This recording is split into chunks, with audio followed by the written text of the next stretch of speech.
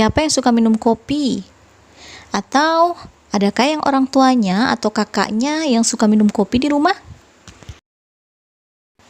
Hai, Assalamualaikum warahmatullahi wabarakatuh. Salam sehat untuk kita semua. Video ini lanjutan dari video saya yang kemarin ya. Kalau di video kemarin kita sudah membahas tentang zat aditif. Nah, kali ini kita akan melanjutkan materi ya. Kita akan membahas tentang zat adiktif.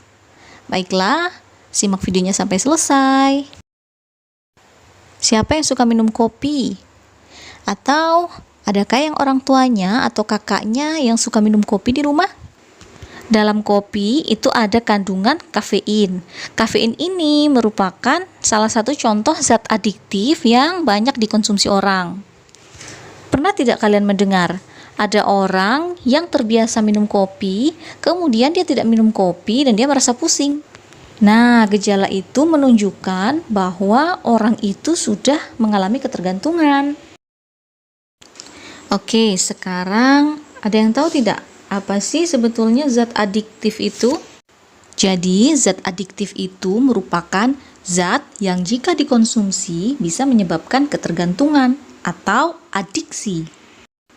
Zat adiktif ini bisa dikelompokkan menjadi 3, ada narkotika, psikotropika, dan zat adiktif lain, atau zat adiktif yang bukan narkotika dan bukan psikotropika. Oke, kita bahas satu persatu ya. Yang pertama, kita akan bahas narkotika terlebih dahulu.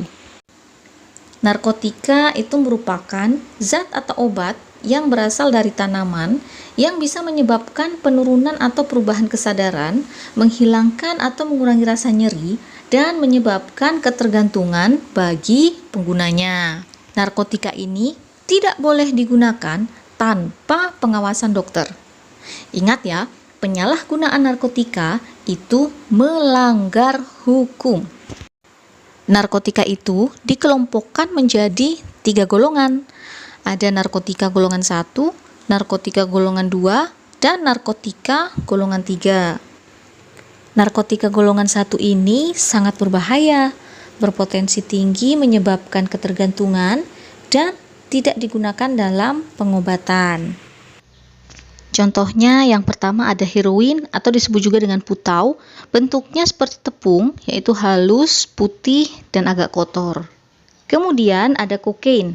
Kokain ini berasal dari tanaman koka. Kemudian ada opium. Opium ini berasal dari tanaman Papaver somniferum L. Kemudian ada juga ganja, berasal dari tanaman ganja. Selanjutnya ada narkotika golongan 2. Golongan 2 ini berpotensi sedang menyebabkan ketergantungan dan dapat digunakan sebagai pilihan terakhir dalam pengobatan. Contohnya morfin. Morfin ini terdapat dalam opium atau candu.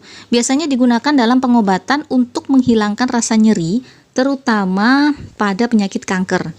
Selanjutnya ada petidin. Petidin ini efeknya seperti morfin ya, dan banyak digunakan dalam persalinan ibu hamil.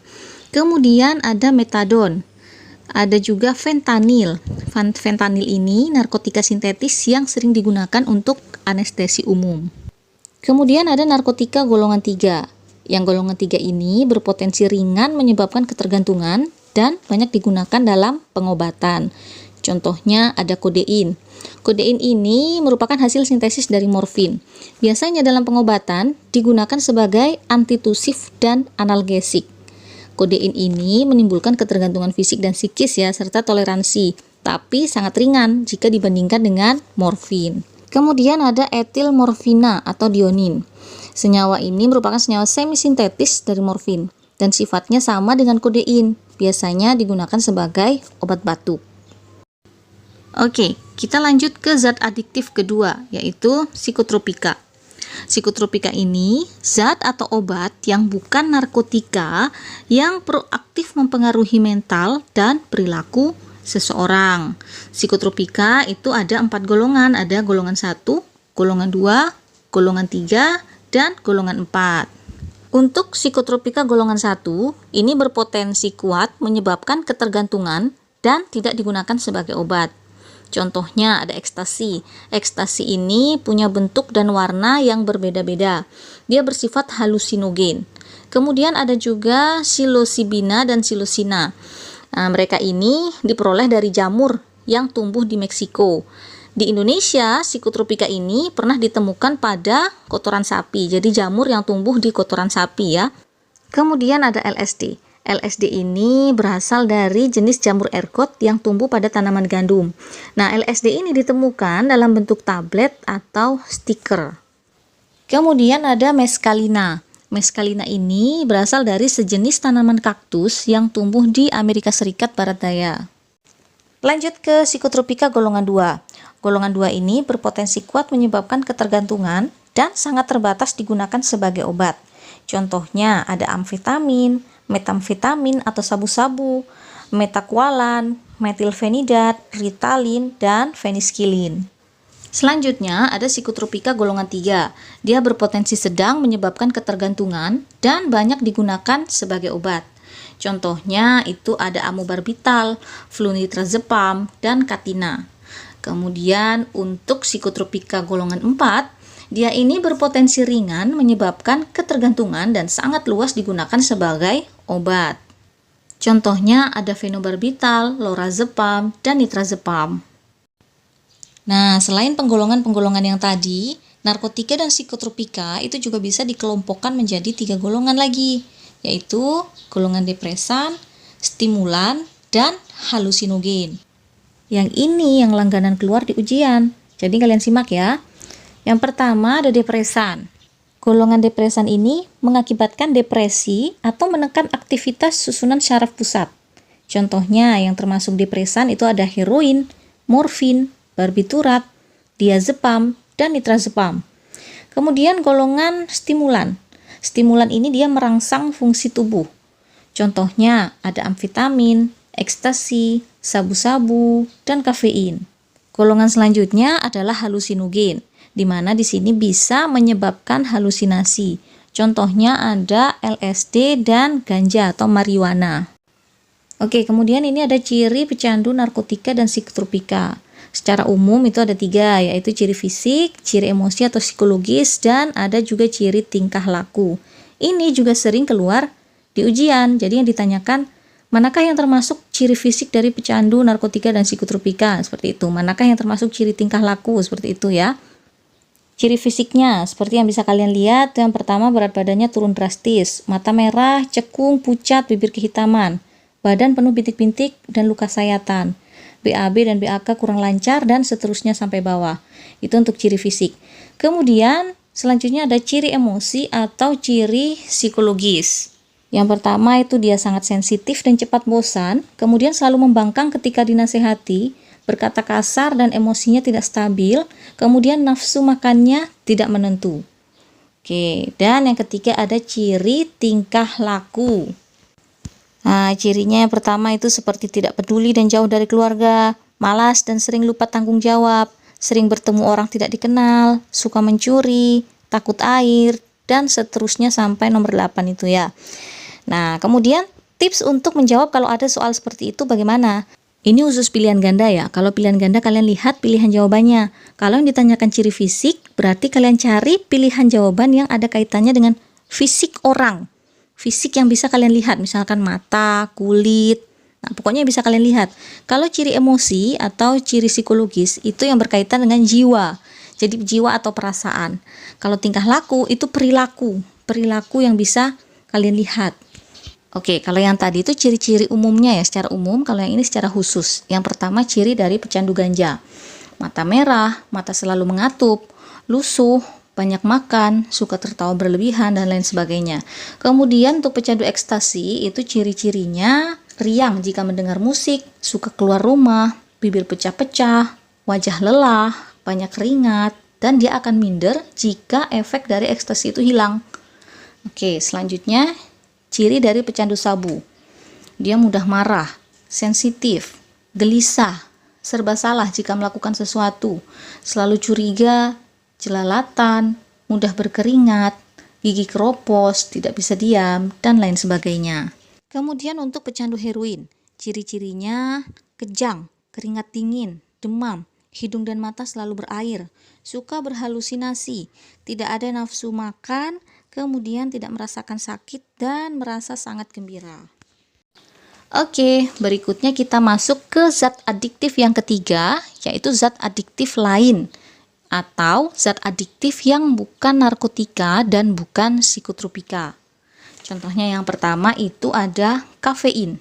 Kafein ini biasa terdapat pada kopi, teh, dan coklat. Dalam berat yang sama, kadar kafein dalam daun teh dan biji kopi itu lebih besar pada daun teh.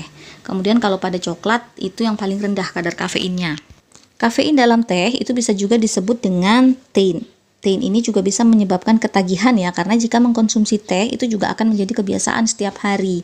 Tapi kandungan dari tein dalam minuman teh itu lebih kecil daripada minuman kopi. Karena apa? Karena teh itu dibuatnya biasanya tidak sekental kopi. Kafein ini bisa menimbulkan semangat dan kesiagaan.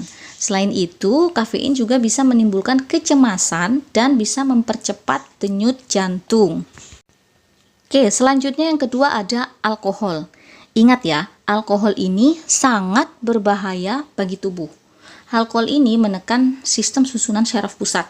Dia itu bisa menimbulkan euforia pada seseorang jika kadar alkohol dalam darahnya tinggi. Namun, setelah kadarnya berkurang, itu bisa menyebabkan seseorang menjadi depresi. Pecandu alkohol berat ini terancam masalah kesehatan yang serius seperti radang usus, liver, kerusakan otak, sirosis hati, dan lain sebagainya. Oke, selanjutnya ada rokok. Dalam rokok ini ada 3 zat toksit atau yang paling berbahaya, yaitu ada gas CO, kemudian ada nikotin, dan ada tar. Kita bahas satu-satu ya. Gas CO ini, kenapa dia berbahaya? Karena dia mudah berikatan dengan hemoglobin dalam darah, sehingga dia bisa menggantikan oksigen. Lalu dampaknya apa jika gas CO ini masuk ke dalam tubuh? Nah, tubuh itu bisa lemas karena kekurangan oksigen, kemudian dampak jangka panjangnya bahkan bisa menyebabkan kematian. Lanjut, kandungan kedua dari rokok yang berbahaya itu ada nikotin. Nikotin ini berbahaya karena bisa mempengaruhi sistem syaraf pusat dan akan menjadi racun bagi syaraf. Jadi dampaknya itu bisa menurunkan aktivitas refleks tubuh, ketergantungan fisik, dan ketergantungan psikis. Nikotin yang keluar dalam bentuk asap rokok itu bisa melekat pada benda-benda seperti baju, buku, meja, karpet, dan lain sebagainya. Bahkan dia bisa melekat dan bertahan hingga berbulan-bulan. Nah, jika nikotin ini bereaksi dengan udara, maka akan membentuk senyawa kimia yang bersifat karsinogen. Nah, nikotin yang sudah bersenyawa dengan udara ini mudah terhirup atau masuk ke tubuh karena dia melekat pada debu, sehingga sangat berbahaya, terutama bagi perokok pasif dan anak-anak. Oke, lanjut. Kandungan berbahaya rokok yang berikutnya itu ada tar. Tar ini bersifat karsinogenik atau penyebab kanker. Jadi dampaknya jika tar ini masuk ke tubuh, itu bisa menyebabkan kanker dan iritasi paru-paru. Oke, kita lanjut ke zat adiktif lain yang keempat, yaitu ada inhalansia. Apa sih inhalansia itu? Inhalansia itu zat cair atau padat yang mudah menguap. Jika dihirup dalam dosis kecil, itu bisa menimbulkan efek euforia yang menyenangkan, tapi jika dihirup terus-menerus, itu bisa menimbulkan halusinasi. Contohnya ada vernis, lem, thinner, correction pen atau tip X, cat tembok, dan semir sepatu.